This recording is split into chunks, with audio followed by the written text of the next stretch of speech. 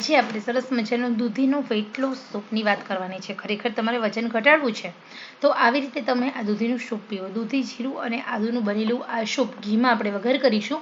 આ સૂપ આપણા શરીરની કેલરી અને ચરબી બાળે છે, સાથે સાથે આપણા શરીરને હેલ્ધી રાખે છે. આપણા શરીરનું બેડ કોલેસ્ટ્રોલ, બેડ ચરબી એટલે કે ગંદા ફેટ અને ગંદી ચરબી અને ગંદા કોલેસ્ટ્રોલને દૂર કરવાનું કામ કરે છે, સાથે આપણને તાકાત આપે છે.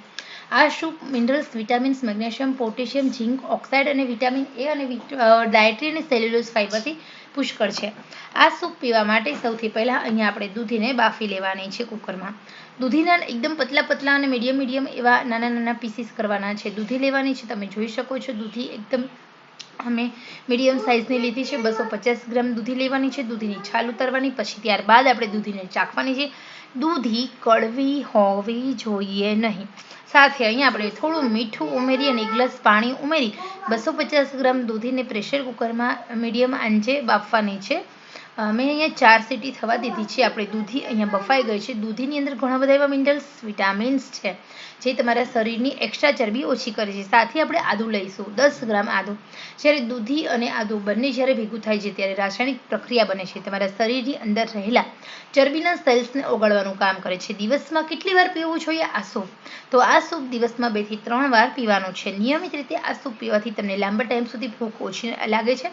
ખોરાક ઓછો ખાવાનો, વધારે આ સૂપ પીવાનો બસ, અને હુંફાળું ગરમ પીવાનું. તો અહીંયા આપણે દૂધીને બ્લેન્ડરમાં નથી ક્રશ કરવાની, મિક્સરમાં પણ ક્રશ નથી કરવાની. દૂધીના પીસીસ એમ રાખવાના છે, કારણ કે ક્રશ કરશું તો તમારા જે દૂધી છે ને મિનરલ્સ, વિટામિન બ્લેન્ડરની બ્લેડ સાથે અડે છે તો એનો ડાયટરી ફાઇબર નાશ પામે છે, જે આપણને અસર કરતું નથી. હવે અહીંયા અડધી ચમચી ઘી લીધું છે. અડધી ચમચી ઘી થોડું ગરમ થાય, બહુ વધારે નહીં ગરમ થવા દેવાનું. માઇનોર એવું ગરમ થાય એટલે આપણે એમાં 1 ચમચી જીરું ઉમેરવાનું છે ને માઇનોર આપણે ચપટી હળદર ઉમેરી દેવાની છે. બાફેલી દૂધીને ઉમેરી દેવાની છે.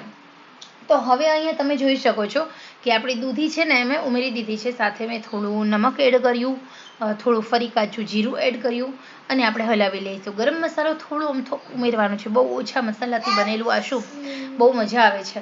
તો હવે અહીંયા 4 મિનિટ સુધી આપણે મીડિયમ આંચે ઉકળવાનું છે. ગેસની આંચ ફૂલ રાખવાની નથી.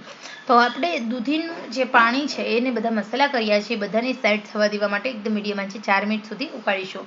આદું છે એને હું પીસીસ કરીને એડ કરું છું. આદું મને નથી ભાવતું, તો આદુના જો પીસીસ હશે તો સૂપ પીતી વખતે હું થોડોક અલગ કાઢી શકીશ. છીણીને પણ તમે ઉમેરી શકો છો. અહીંયા માત્ર આદુનો રસ આપણે લેવાનો છે. 4 મિનિટ સુધી પાણીમાં જ્યારે આદુ અને દૂધી ઉકળે છે ત્યારે એ પાણીની અંદર દૂધી અને આદુના પોષક તત્વ સારી રીતે સેટ થાય છે. તો અહીંયા તમને દૂધી નથી ભાવતી તો આ સૂપ તમે ગાળીને પણ પી શકો છો. અને દૂધી ભાવે છે તો ધીમે ચાવીને જે દૂધી છે તમારે ખાઈ જવાની છે. ઘણા બધા ફાયદાઓ થાય છે.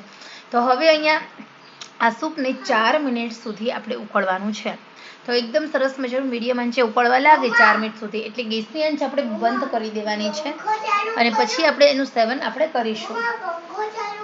હમણાં કરી દો બેટા, રેકોર્ડિંગ પૂરું થાય એટલે.